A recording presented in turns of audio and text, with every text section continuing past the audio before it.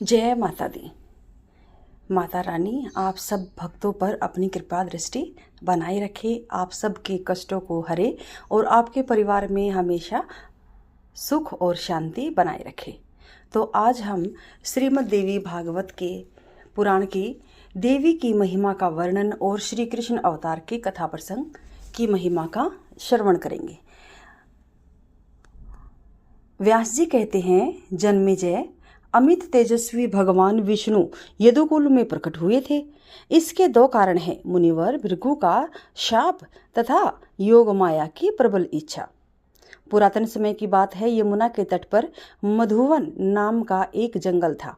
वहां लवणासुर नाम से प्रसिद्ध एक प्रतापी दानव रहता था। उस दुष्ट के द्विजाति मात्र कष्ट पा रहे थे। महाभाग लक्ष्मण के छोटे भाई शत्रुघ्न ने उस महाअभिमानी दैत्य को युद्ध में मार डाला तथा वही मथुरा नामक एक अत्यंत रमणीय नगरी बसा दी। समय बीतने पर सूर्यवंशी राजाओं की सत्ता सिमट गई। तब यादव उस मुक्तिदायिनी मथुरा के शासक हुए। ययाति के एक वंशज का नाम शूरसेन था। वरुण के शाप अनुसार कश्यप जी उन्हीं के वंशज दूसरे शूरसेन के बेटे बनकर पावनपुरी में पधारे। वासुदेव के नाम से उनकी प्रसिद्धि हुई। उन्हीं के घर भगवान विष्णु का पधारना हुआ था। उस समय वहां के राजा उग्रसेन थे। उनके पुत्रों में जो सबसे प्रतापी सबसे बड़ा था, उनकी प्रसिद्धि कंस नाम से थी। वरुण ने अदिति को भी श्राप दे दिया था, इसलिए वे भी कश्यप जी की अनुगामिनी बनकर जगत में पधारी। वे देवकी नाम से प्रसिद्ध हुई। महात्मा देवक ने अपनी पुत्री देवकी का विवाह वासुदेव के साथ कर दिया। विवाह हो जाने पर विदा होते समय आकाशवाणी हुई, महाभाग कंस इस देवकी का 8वां पुत्र महान बलशाली पुरुष होगा। उसके हाथों तुम काल का ग्रास बन जाओगे।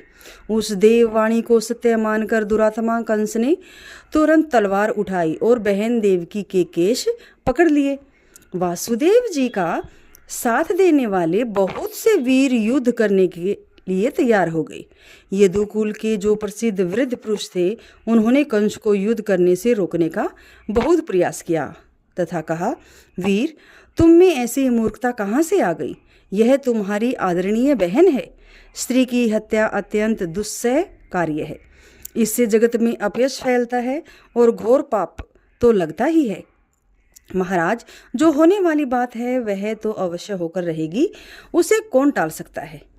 जब वह इस तरह वृद्ध यादवों के समझाने पर भी कंस उस पाप कर्म से विरत नहीं हुआ, तो नीति के पूर्ण जानकार वासुदेव जी ने उस दुष्ट से कहा, कंस, इस अवसर पर मैं तुमसे सच्ची बात कह रहा हूँ। देवकी के बच्चे पैदा होते ही मैं उन सबको लाकर तुम्हें सौंप दूंगा। राजन, यदि जन्म होते ही बच्चा आपको न ला दूं तो उस पाप के फलस्वरूप मेरे पूर्वज भयंकर कुंभीपाक नरक में गिर जाएं।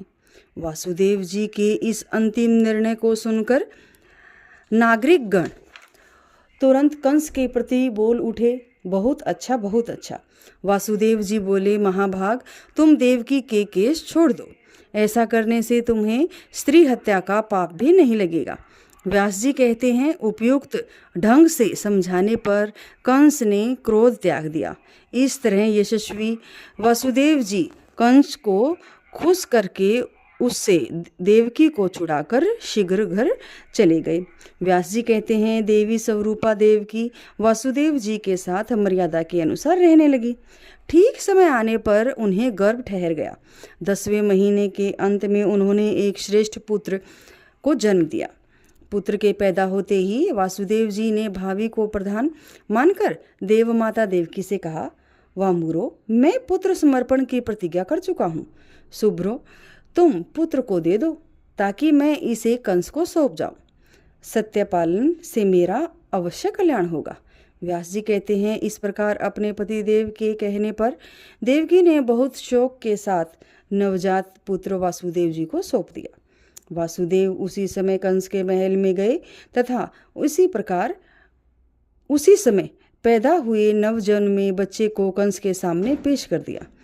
उस समय महात्मा वासुदेव के इस धैर्य को देखकर कंस के मन में भी बहुत हैरानी हुई। उसने बच्चे को ले लिया और हंसते हुए यह वचन कहा, शूरसेन कुमार वासुदेव, आकाशवाणी ने 8वें पुत्र से मेरी मृत्यु बताई है। इस बालक को मारना मेरा अभिष्ट नहीं है। इस प्रकार कहकर दुराचारी कंस ने उस बालक को वासुदेव के हाथ में सौंप दिया। उसके बाद वासुदेव जी खुशी खुशी उस नवजन्मे बच्चे को लेकर अपने घर की ओर चल दिए। सबके चले जाने पर मुनिवर नारद जी वहां पधारे। राक्षस राज कंस ने मुनि से कुशल पूछकर कहा, महाराज, आपने कैसे पधारने की कृपा की? तब नारद जी ने हंसकर कंस से कहा, महाभाग कंस, मैं सुमेरु पर्वत पर गया था। वहां ब्रह्मा समस्त प्रमुख देवताओं में आपसी विचार विमर्श हो रहा था कि वासुदेव की धर्मपत्नी देवकी के गर्भ से देवादिदेव भगवान विष्णु तुम्हें मारने के लिए जन्म धारण करेंगे। इसलिए नीतिज्ञ होते हुए भी तुम देवकी के पुत्र को मारने से क्यों चूक गए? कंस ने कहा, मैं देवकी के 8वें पुत्र को मारूंगा। आकाशवाणी ने उसे ही मेरा काल बताया है। नारद जी बोले, महाराज, अपने कल्याण की इच्छा रखने वाले शूरवीर पुरुष को चाहिए कि वह एक छोटे से शत्रु को भी उपेक्षा न करे। यदि जोड़ा जाए तो वे सभी बच्चे 8वें कहे जा सकते हैं। यह सब जानते हुए भी तुमने मूर्खतापूर्ण इस शत्रु को छोड़ दिया। इस तरह कहकर श्रीमान नारद जी तुरंत वहां से चले गए। उनके चले जाने पर उस महामूर्ख कंस ने बालक को मंगवा लिया और उसे पत्थर पर पटककर स्वयं सुख का अनुभव करने लगा।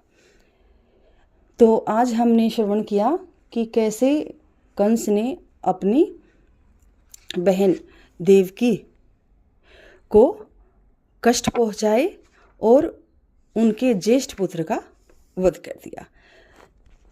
तो कल हम श्रवण करेंगे देवकी के 6 बालकों के पूर्व जन्म की कथा और देवताओं तथा दानवों के अंशावतार का वर्णन। देवी भगवती आपके परिवार पर हमेशा मंगल दृष्टि बनाए रखे। जय माता दी।